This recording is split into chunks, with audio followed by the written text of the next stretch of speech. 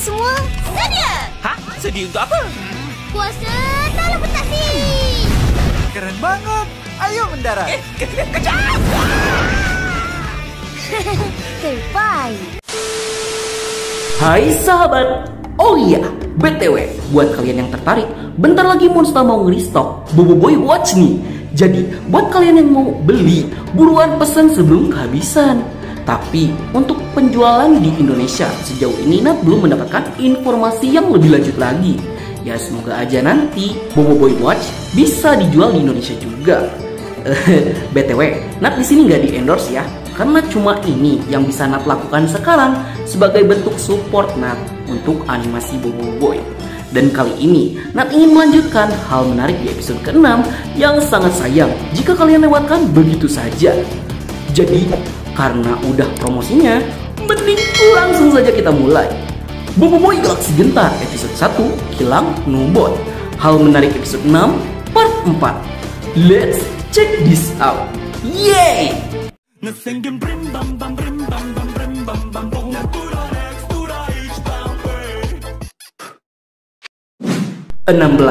Boboiboy Biadab. Sungguh sangat ironis ketika kita melihat villain yang sesungguhnya mencaci maki si karakter protagonis dengan bilang jika Boboiboy itu biadab. Ya bagaimana enggak, sejak awal itu si Ramos taunting-taunting mulu kepada Boboiboy. Dimulai dari Ramos yang menyepelekan Boboiboy, tidak menganggap dia sebagai ancaman besar, tidak menghabisi Boboiboy ketika memiliki kesempatan.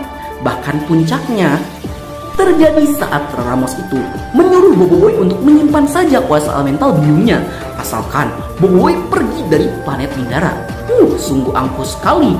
Nah, setelah apa yang dilakukan oleh Ramos kepada Boboiboy, kita pindah sekarang ke Ramos yang dihajar habis-habisan oleh Boboiboy Beliung. Dia tuh sampai bilang jika Boboiboy itu biadab. Ya, Nat gak habis thinking aja. Yang banyak membuat dosa kepada rakyat Mindara itu kan Ramos. Kenapa jadi Boboiboy yang biadab? Yang padahal salah lu sendiri. Sejak awal kok lu lepasin si Boboiboy terus? 17. Sifat Boboiboy Beliung memang sejatinya riang. Mungkin sebagian orang atau sebagian fans baru bingung kenapa Boboiboy Beliung itu terus-terusan tertawa saat Boboiboy bertarung. Ya kayak mereka tuh bingung sebenarnya Boboiboy ini menertawakan apa sih sebenarnya. Yang dilihat dari manapun memang gak ada hal yang lucu saat itu.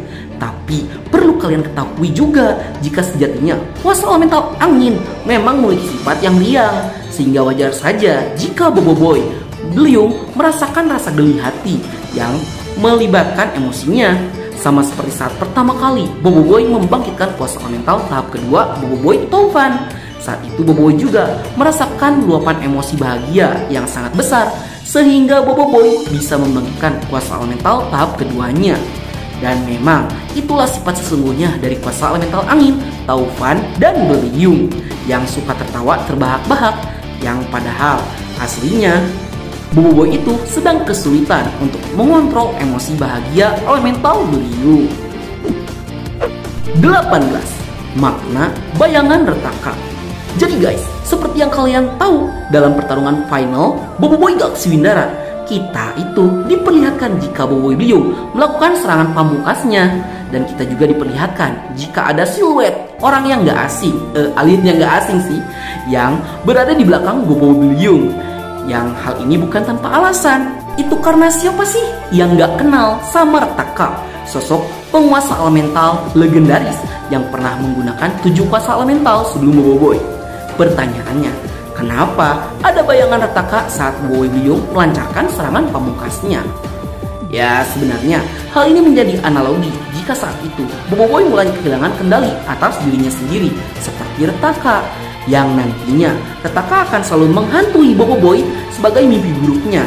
Itu karena Boboiboy merasa takut saat menggunakan kuasa elemental tahap ketiganya.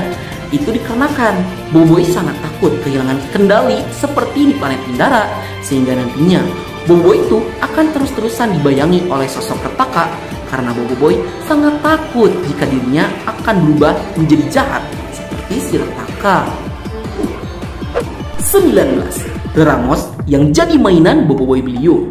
Seperti yang kalian tahu, final villain kali ini punya power scaling yang cukup hebat.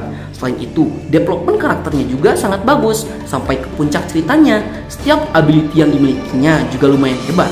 Apalagi kemampuannya untuk menyerap energi kehidupan dari alien lain. Itu the real villain banget tuh. Dan memang sudah sepantasnya Evil Ramos mendapatkan posisi sejajar di antara villain-villain terkuat yang pernah dihadapi oleh Boboiboy, seperti Retaka, Vargoba, Borara, dan yang lainnya. Namun, mau sekuat apapun villainnya, ya tetap aja lu tuh bukan MC. Evil Ramos yang masih bertahan setelah diserang 7 kelas elemental Boboiboy harus bertekuk lutut di hadapan Boboiboy Biung yang memang punya kekuatan yang lebih superior. Sehingga si Ramos yang pada awalnya sangat pede banget bisa mengalahkan Boboiboy dengan kuasa Cocoon Botnya. Ternyata bukan apa-apa di hadapan Boboiboy Biung yang punya power yang jauh di atas kuasa 7 Boboiboy tahap kedua. Sampai-sampai Ramos cuma jadi mainan pelampiasan Boboiboy Biung saja yang sedang tidak terkendali.